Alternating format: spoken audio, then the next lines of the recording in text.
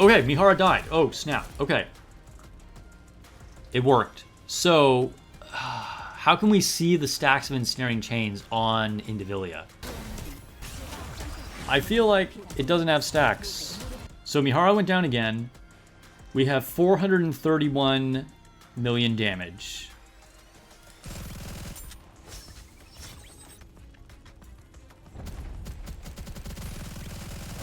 Let's pause again. 431 million. Yeah, I don't. This damage number is not changing for Mihara. Oh, look at this. Okay, 57 million damage from Mihara. 58 million. It is working. It is working. Okay, so when Mihara gets incapacitated, meaning that she disconnects or dies, the stacks do work. So this is from her skill 2, where she's incapacitated. She gives 20 stacks of the chains. When we tested this a second ago against a boss, I think it was because the boss didn't have stacks to begin with, and so it couldn't increase the stacks. Whereas in this case, it looks like we had stacks on the enemy, and so even after she's dying, we can see that damage is going up for Mihara. Okay, that solves that mystery. I have to say, this is still like a very niche thing here. Yeah, for the few seconds that it lasted after Mihara went down, we went from 57 million to 59, almost 60 million damage. Is this worth purposely getting Mihara killed? I don't think so, because you're missing out on all of your burst damage and just normal damage you're getting from Mihara. But again, this is kind of like just a little bonus that if she goes down, she's still going to be able to help you out a little bit. Hey everyone, welcome back to another Goddess of Victory NIKKE video. It is time to do some testing with Mihara. You can see I got her to max limit break. She is looking incredible. And let me just show you the baseline of where we are checking her out from. You can see I have her highly invested already. She's way up here with some of my most powerful, most invested and optimized units.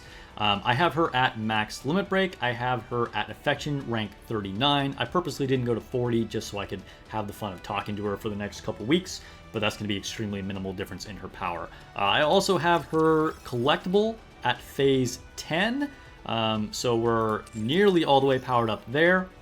And then I have all of her equipment overloaded, but did not have quite enough resources to start leveling it past the overloads. But was fortunate to get some great rolls on her as well. So I have an ammo capacity and an attack on the helmet. And then I have an ammo capacity and an elemental damage and hit rate on the chest. On her arms, I got crit rate, elemental, and ammo. And then on the boots, we got an ammo and an attack. So some very, very solid rolls to start out with. They can be optimized more. I will eventually get there, but I was starting to run out of custom modules. Skills, already all maxed out to all 10. And then on her cube, I gave her a level 14 Bastion cube, which is my highest level cube, and also I would recommend putting the Bastion cube on her. They're generally the best for MGs, although there is some variance depending on exactly what you're fighting in some cases. If you have a boss that moves around a lot, like that jumps off the screen, or if you have her paired with quick reload units like Crown, Privity, etc., you may want to consider Resilience. But we're going to be doing testing, so we're going to go in here to the shooting range, and we'll be fighting a Wind Weak boss, and here is the first testing lineup. So I'm going to be comparing her damage to Rappy and Modernia. Now both of these units are highly optimized for me and highly invested, as you can see. My Modernia is near perfect build. My Rappy is probably could have slight improvement, but is still very, very good and completely maxed out. These all have maxed out skills, equipment. So Mihara will be at a slight disadvantage with not having those level 5 overload equipment yet. But we'll see how she does anyway. I also want to then test her with, instead of using Grave, we will use her with Summer Rosanna, because she is a great sustained damage buffer. And then I will also be testing with Crown, just because Crown, right? Everyone's going to try and use her with Crown, so we'll be doing that as well. And then I will be doing a special interception, or rather anomaly interception run to see how much she helps on interception battles. So we'll go ahead and get started here, and then we'll kind of cut to the end of the testing so you can see the results. All right, we are wrapping up our first round of testing here, and this looks like a very big number. The total damage isn't really relevant because I don't remember what the last team was that I tried with this, but it's already looking kind of crazy. The important thing here is what will be the comparative damage between Mihara, Rappy, and Modernia. We got 3 seconds left. Alright, mission clear. Alright, so it is a new all-time best score at 9.2 billion damage. Grave looking good in her new skin there. Let's see what the individual results are. Alright, Mihara coming in 3rd. Okay, so strong. She's extremely close to Modernia. Kind of getting outdone by Rappy here, though. Now, Mihara is at a little bit of a disadvantage, like I said, because she doesn't have the equipment. She's at, base level overloads, whereas Rappy and Modernia have those level 5 equipment. Also level 15 dolls versus I could only get Mihara's to level 10. So slight disadvantage there in stats. However, I mean, I don't know. I expected her to be a little higher. I don't know. What do you guys think? It's still very strong. Anybody that's even close to Rappy like this is still definitely worth the investment. But now we're going to do the same thing, and we're going to try putting in Summer Rosanna here really quick, just to see if she gets a lot of benefit from this. Now, our total damage is for sure going to go down, because my Summer Rosanna isn't buffed up that much. But if Mihara's goes up relative to Rappy and Modernia, we'll know she's getting a lot of benefit out of that sustained damage buff. Alright, really quick before I see Rosanna, actually, I was reminded that I need to try using Mihara as the second burst 3 because of the way her skill 1 works, I believe. Or it might be skill 2. I believe it's skill 1. The way she restores chains. I actually pointed this out in my skill analysis video as well and forgot about this. She may actually perform better in the second burst slot. So we'll see. It does look like our total damage is going up. So there could be some variance in here, but it is already an improvement. In our last test, we did 9.2 billion, and this time we did 9.6 billion, showing that our total damage did go up. Now, whether that's really going to affect the relative performance of Mihara versus the others, I don't know. Not really, which is kind of what I expected. This is pretty much the exact same rankings as we saw the last time, but we did get slightly better overall damage with putting her in that second slot. Okay, so now we're going to try it with Rosanna, and we'll do Crown after that. Okay, so we are now doing the test with Summer Rosanna as our burst 2. Again, remember our total damage is going to go down just because my investment in Summer Rosanna is much lower, but we're going to look and see what the damage on Mihara is specifically. So if Mihara is more or even very close to what she was doing before, this could indicate that Rosanna's sustained damage buff is very good for Mihara. Because I have very low investment in Rosanna, if I had more investment in her, it would be even better. So let's go ahead and see what this looks like. We did 2.5 billion, 2.58 billion with Mihara on the last test, and this time we're doing 2.2.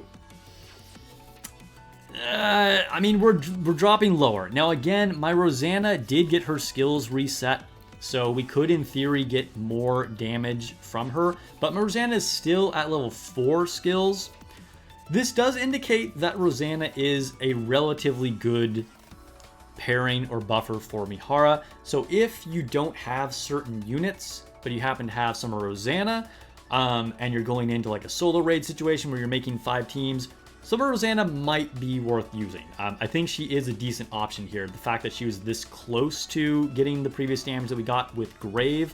However, if you're someone who has all the units, it's not looking like Summer Rosanna is going to be good enough to really like make you put a ton of investment into that. So I'd be curious to see if anybody else did any results with a really invested Rosanna and see if you got something better. I'd love to hear it. Please leave a comment below. But I just think that, like, in general, buffing sustained damage isn't, like, super great. We're just going to get better buffs overall from other units. Okay, so our next test is going to be with Crown. Now we're taking a look at the Crown team, and it looks like we're going to get very close to our best score with Grave. We might be just passing it right now. Did we break it? We did. We have a new best score by a very slim margin. It could be just variance there, but it's kind of looking like Crown might be our best buffer, but nearly tied with Grave. So let's go ahead and see what our individual results are. So this is showing that Crown benefits Mihara more than Grave does, because this time Mihara actually just barely out-damaged Mihara, which before she was our third best, just behind Mihara. So it's looking like Crown is going to be the better buffer for Mihara, which generally Crown is going to be the best buffer for everybody. So that's not terribly surprising. But yeah, we're getting even closer to approaching Rappy damage here. Also, as a reminder, Mihara doesn't have all level 5 overload equipment yet, so she can still get a little bit more stats. Okay, so Mihara is looking very promising. I think she's worth the investment. Now I'm going to do, hey, we just got a subscription on YouTube. Thank you.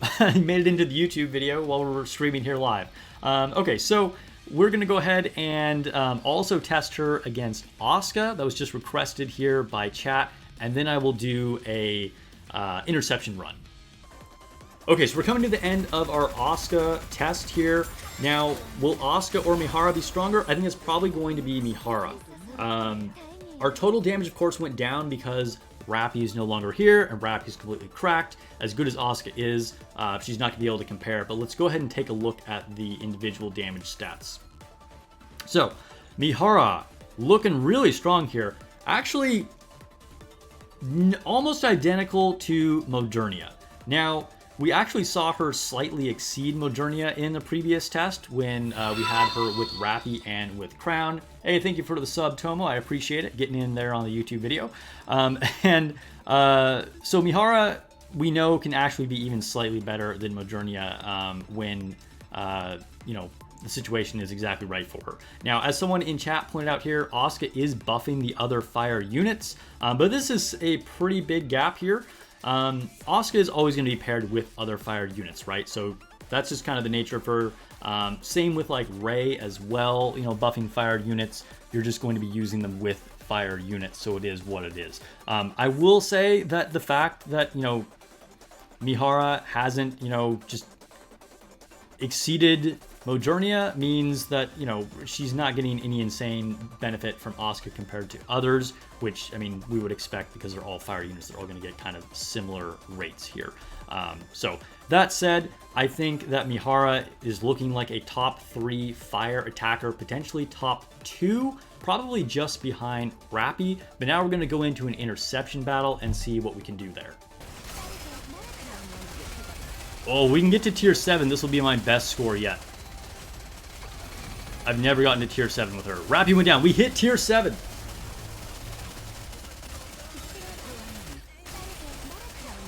So we have to do a last minute burst with Modernia, unfortunately, for the last few seconds there. Okay, so we almost got away without a healer here. That was a very risky fight. Indiville is notoriously tough. One of the stronger interception bosses. But I hit tier 7 here for the first time ever. And if we take a look at the individual stats, Rappy was the rock star here, of course, even after she died first. But Mihara was absolutely helpful there. Of course, Little Mermaid was helping us out as well. Point being, I would grab both Little Mermaid and Mihara. I think they are definitely both worth pulling and both worth investing in. Let me know what your experience with Mihara has been. Let me know what specific tests you guys have done. Mihara is good. I think it only goes up from here. Like I said, I can still upgrade her equipment more. That said, she's not like the newest, best thing that's like blowing everything else out of the water, but she is definitely an SS tier attacker that is up there with the best of them. Looking like most likely the second best fire attacker in the game. Very close to Modernia there, who's probably kind of in third place. But anyway, thanks for watching, guys. Subscribe if you haven't already. Like the video, and I will catch you guys in the next video or stream. Peace.